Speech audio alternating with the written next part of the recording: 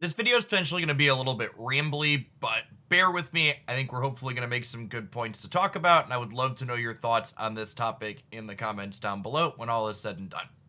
The Marvel Snap economy overall is definitely far from perfect, but I think with the recent set of changes, moving it so Series 3 players are getting regular amounts of collector's tokens, giving them access to Series 4 and 5 cards more consistently, it's taking steps to move in the right direction. That being said, I think there is one really big problem with the economy still that simply giving the players more tokens doesn't address, and that is cards that are perpetually stuck in Series 5, never downgrading to 4 or 3.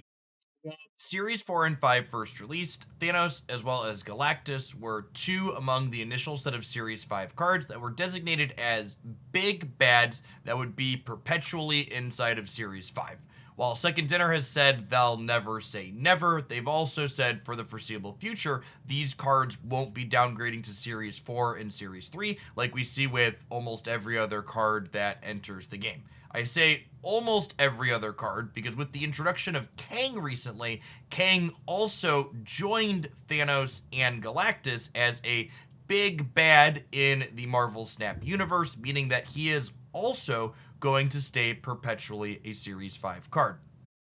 In enter discussion about other potential upcoming Marvel Snap releases of which other cards might be considered big bads or things that are just so epic they're going to stay perpetually Series 5. Living Tribunal as well as High Evolutionary are two cards coming in the May releases based on data mines that people have been speculating one or maybe even both could be considered epic enough to remain Series 5 in perpetuity like the other three cards that are already there.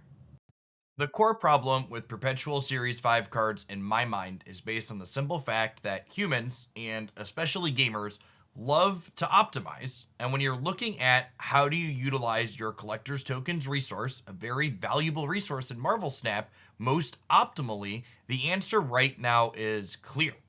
Every card that isn't a perpetually Series 5 card in Marvel Snap gets cheaper in collector's tokens until it's inevitably essentially free as it enters Series 3 over time, meaning that until you've acquired every single card that would be perpetually Series 5, it would be a waste to be spending your collector's tokens on any other cards in Series 4 and 5.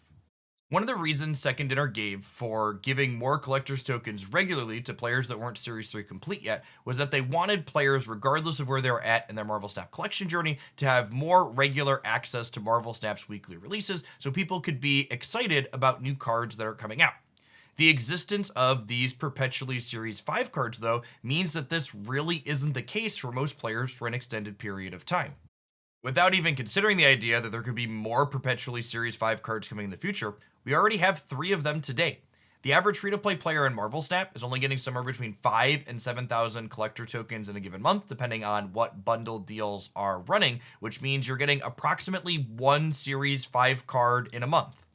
Using these rough numbers, you consider it takes a new player about a month to get to Series 3, and then a month to get each of these perpetually Series 5 cards, even with the system as is. If you're someone that's looking to min-max your resources, as free-to-play players, and just gamers in general, love to do in games like this, you're looking at an upwards of 4 months before a player starting Marvel Snap is ever going to even consider using their valuable collector's tokens resources on these weekly releases that eventually become cheaper over time.